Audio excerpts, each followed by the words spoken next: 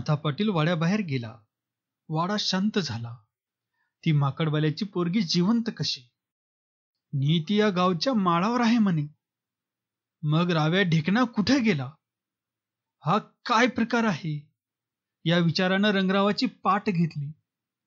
मग हा काय प्रकार आहे याची चौकशी करायची. ती पोरगी खरंच हयात आहे का याची खात्री करून घेऊनच नंतरच जायचं, असा त्यानं निश्चय केला. त्यापूर्वी सारजाची मनधरणी करून तिचा राग शांत करायचा, असं ठरवून त्यानं सारजाला गोड गोड बोलून आळवून वचन देऊन काबूत घेतली आणि खांद्याला बंदूक लावून मिशीला पीळ भरून तो पेठेत गेला. दरवर्षीप्रमाणे यंदाही काळगावात भोवतालच्या लोकांची रीग लागली होती. रंगीबेरंगी पागोट्यांनी पेट भरली होती. पिवळे लंगोट खांद्यावर टाकून दुधाच्या बादल्या हाती घेऊन पहिलवानांची टोळी तमाशाच्या फडाकडे सरकत होती. त्यांच्या मिशाचा पीळ निघत नव्हता, छात्या फुगत नव्हत्या. त्यांना पाहून तरण्या पोरी नटून थटून कासाराळीकडे जात होत्या. त्यांना पाहून कित्येकांना खोकला येत होता. कोणी खा करत होता तर कोणी डोळे मिचकावीत होता आणि त्या देखण्या पोरी अंग चोरून वाट काढीत होत्या. हाती आलेली मासोळी सळकन निष्ठून जावी तशा त्या पोरी गर्दीतून जात होत्या. पाराखाली बाळ्या डोंबाऱ्याचा तमाशा उभा राहिला होता.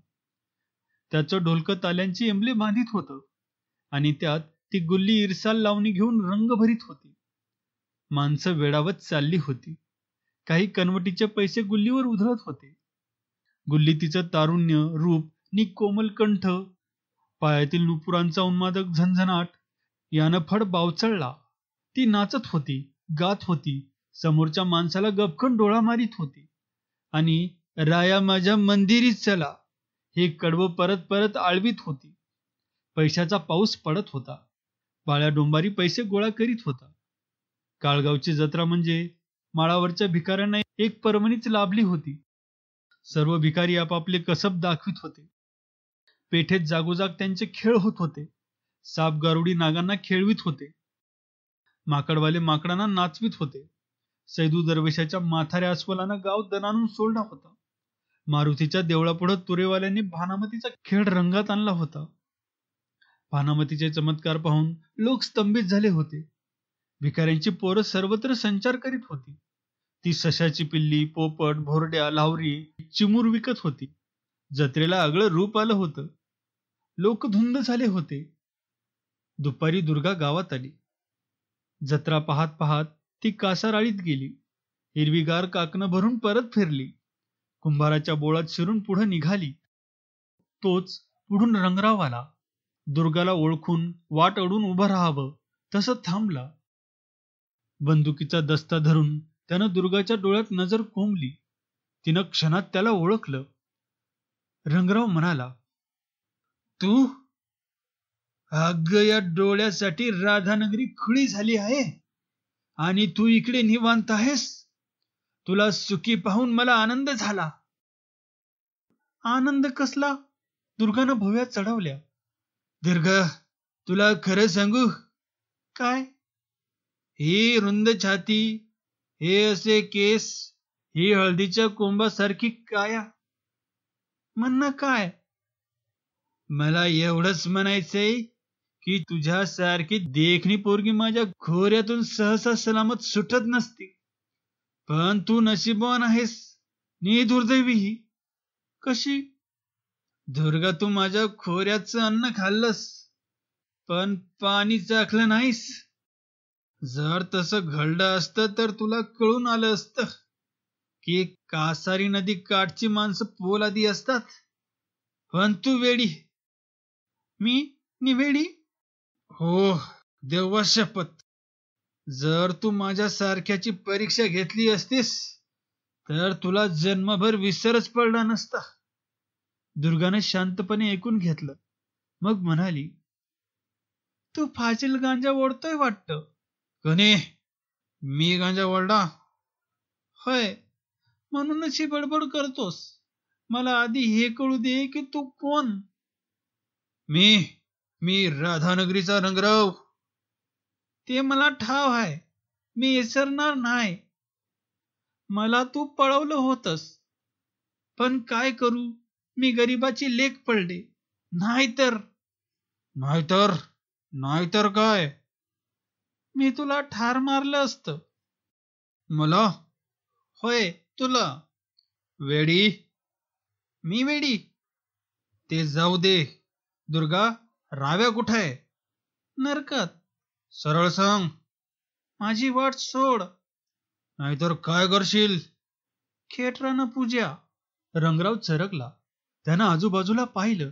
दंगा झाला तर बेअब्रू होईल, सासरा भडकेल असा विचार करून जणू काहीच घडलं नाही अशा थाटात तो पुढे गेला. दुर्गा माळाकडे गेली. रंगराव तमाशाच्या फडात जाऊन बसला. मांडीवर कुऱ्हाड घेऊन गल्ल्या पुढेच बसला होता. त्याच्या शेजारीच तुटका पाय हलवीत पाऱ्या तमाशा पाहत होता. तमाशा रंगात आला होता. गुल्ली कबुतरासारखी गिरक्या मारित होती. रंगरावाला पाहताच पाऱ्या चेकाळून म्हणाला, राम राम राधानगरीचे सरकार. कसं काय, बरं आहे का? बघा, ही बाळ्याची लवार कशी गुंततीया. तुम्ही या लवारीला फास लावला. फार कच्चा राव. रंगराव जागीच अंग घुसळत बसला. तुझं खरं आहे असा भाव त्याच्या चेहऱ्यावर तरळला. सरकार, ही खऱ्याची दुनिया नाही. कशामुळं खरं बुडालं? रंगरावानं समोर गुल्लीकडे नजर फेकली. पाऱ्या किंचित सरकून गल्ल्याकडे बोट दाखवीत रंगरावाला म्हणाला, ह्यो गडी भलताच मार्का आहे. माग ह्यो फरारी होता. एका रात्री माझ्याकडे आला. चांगला दारू प्याला. पाटलासनी कुणकुण लागली. गावकऱ्यांनी फरा धरून याला बंदुकीने धनका दिला. पर झालं भलतच. म्याच दगा दिला म्हणून याच्या लोकांनी माझच तंगड तोडलं. आता सांगा, ह्यो काय न्याय झाला? गल्ल्यानं वळून पाहिलं नि हसला. त्याच्याकडे पाहत, बरं हस बाबा अशा आविर्भावानं पाहत मुंडी डोलवीत पाऱ्या म्हणाला, तुमच्या इनामदाराला मी सांगितलं की यंक्याची पोरगी रानात आहे. पर माझं मुख्याचं कोणी कानावर घेतलं नाही. तेवढं रावबा ढेकणानं माझं ऐकलं. मोर काय झालं देवाला डोळं. आता ती यंक्याची भोरडी माळावर गुंततीया. अरे बाबा, आम्ही बी तरुण होतो तेव्हा सारच वेगळं होतं. जर एखादी पोरगी आमच्या डोळ्यात भरली तर आम्ही दिवस उगून मावळ पातुरतीला अंगाखाली घेत होतो. ती अशी निष्ठून जाण्याचं नवं कशाला? नंग्या तरवलीला आम्ही डरत नव्हतो. पण आजकालची तरणी पोर म्हणजे किरीट सराटा. नुसत्या बुळग्यावानी वागतात आणि पोरी मर्दावानी छाताडे काढून चालतात. त्या रात्री मी हा रावबा ढेकणाला बराबर वाट दाखविली. डोंगरात जाळ दाखवला. पण पुढं काय झालं? रंगरावानं विचारलं. खालचा ओट उलटा करून पाऱ्या स्वतःला झोके देत म्हणाला, देवाला डोळं, ती पोरगी बापाकडे हाय. आणि राव्या ढेकणा? रंगराव उद्गारला, तो असल आपल्या घरात. पाऱ्या उत्तरला. रंगराव अस्वस्थ झाला. म्हणाला, नाही, राव्या बेपत्ता हाय. मग त्या पोरीनं त्याला भाजून खाल्ला असल, नाहीतर जाणार कुठं? असं म्हणून पाऱ्या हसला. रंगराव विचारात पडला. जराशानं म्हणाला, पाऱ्या, राव्याचं काय झालं असेल? ते मी कसं सांगू? पाऱ्या म्हणाला, बाकी आता त्या यंक्याच्या पोरीचं लगीन होणार हाय. तिच्या लग्नासाठी यंक्या 3,000 रुपये कमरेला बांधून बसलाय. यंक्याच्या कमरेला 3,000 रुपये आहेत? हे ऐकून गल्ल्यात चमकला. तसाच ढुंगणानं मागं सरकून रंगराव शेजारी बसला. हसत हसत म्हणाला, रंगराव, बरं आहे का जावई बुवा? तोच कुस्त्याची वेळ होऊन तमाशा मोडला. माणसं उठून गावदिरीला कुस्त्या बघाय निघाली. रंगराव रेंगाळला. पुढून गुल्ली आली. तिरपी नजर राखून रंगरावापुढे थांबली नि छाती फुगून म्हणाली, काय सरकार, बरं आहे का? कसं सांगू तुला?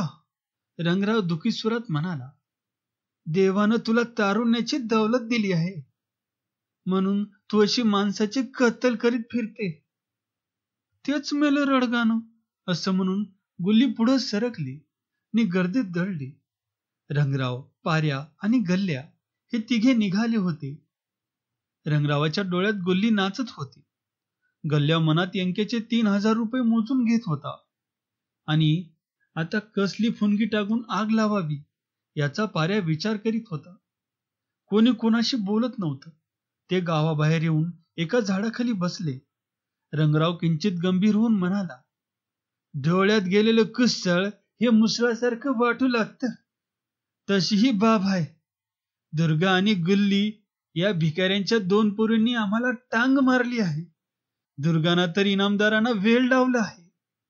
मनाला वाटतं आमची इब्रत मातीमोल झाली. कारण जर ह्या पोरी कुणी मातबराच्या असत्या तर सरळ मागणी घालून लग्न करता आलं असतं. पण तसंही करता येत नाही. तुपात सरळ बोट घालून तूप निघतच नसतं. थोडं वाकडं बोट घातलं तरच तूप निघतं. म्हणून मला वाटतं आता बोट वाकडं करणं हा एकच उपाय शिल्लक आहे. माझं वाईच ऐकता का? पाऱ्या चिडक्या स्वरात म्हणाला. अव घाण जात, तिला तुम्ही तूप म्हणता हे मला पटत नाही. मी म्हणतो या दोन्ही पोरी नुसत्या माधरचोत आहे. ती यंक्याच्या पोरीला तो यम्या रंगदार पोरगा पटलाय आणि ती गुल्ली भटक भवानीच आहे. पोरं भुलून बाळ्याचं घर भरतीया. बरं, मग म्हणणं काय तुझं? सरळ बोल.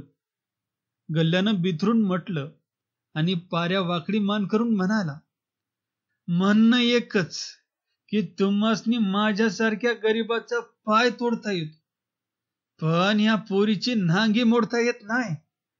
ह्याच नाव काय? द्या जाब. पाऱ्यानं आपला मोडका पाय उचलून दाखवला.